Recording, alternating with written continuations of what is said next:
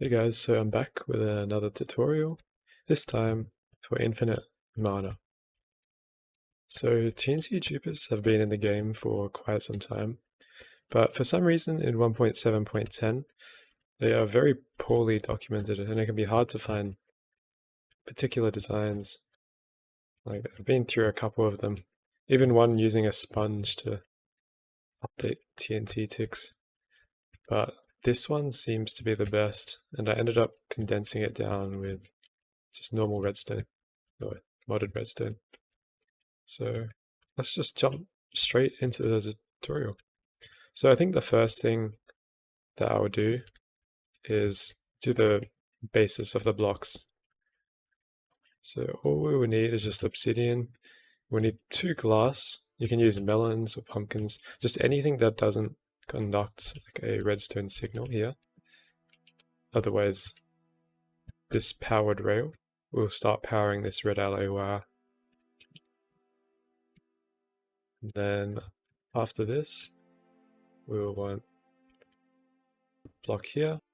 We want to use a piston, another piston here. Then we will want 2 smooth obsidian in front of those.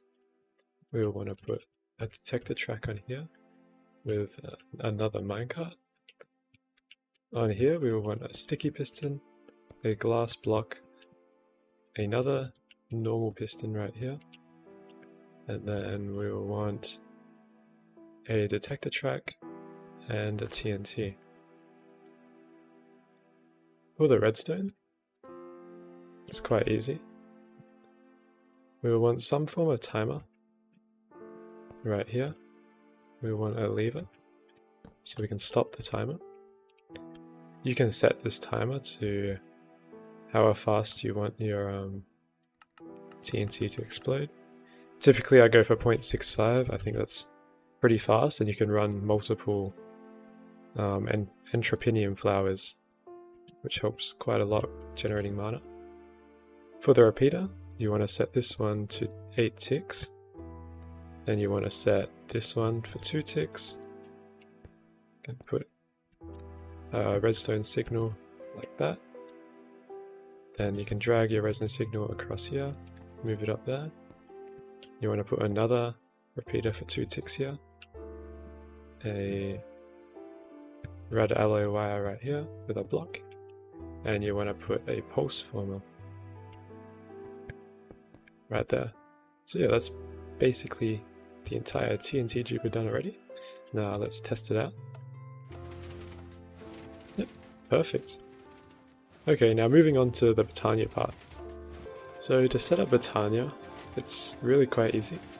All you need is a tube of these unbreakable blocks. I would say about 20 deep to be safe. This looks around 20. Then you just place your flowers underneath where the TNT is exploding. These blocks can explode on the outside, so be careful. Well, apparently they're not exploding, I think these are absorbing it. And then they basically max out one of these Gaia spreaders. So they're extremely strong. If you watched my video on the runic outer rune crafting, you should be able to craft like a bunch of these. They're quite cheap. Especially once you get one, you can get a ton of mana. They produce the maximum amount of mana that a plant can do without being world accelerated, so they're extremely helpful. So the next thing I wanted to talk about is the ways that it can break. So the only way I've encountered that it can break is during server restarts. Me and Ivy actually figured out a way how to reduce the risk of it breaking. What you can do is place a formation plane right here, an input bus on an interface, and basically whenever the TNT is detected that it's broken, it will place a new TNT here. Show you. I'll try to break it mid-sequence if I can.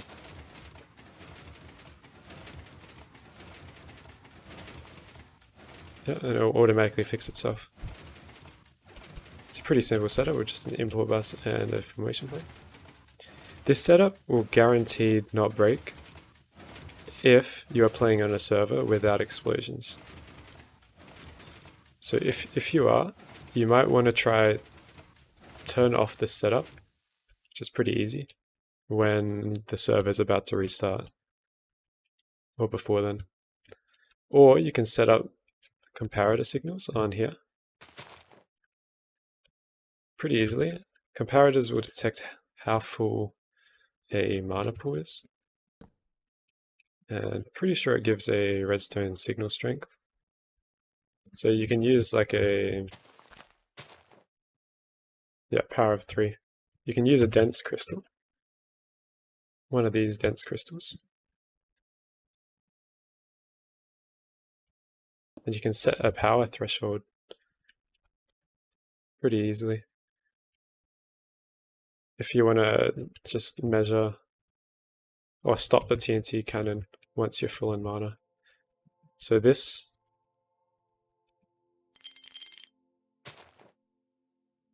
will only conduct redstone now when the power is over a level of 5. So yeah, they're quite useful, and you can just hook that up directly to here using just some wireless redstone. So yeah, cool. Thank you for watching my video. I hope everyone understood.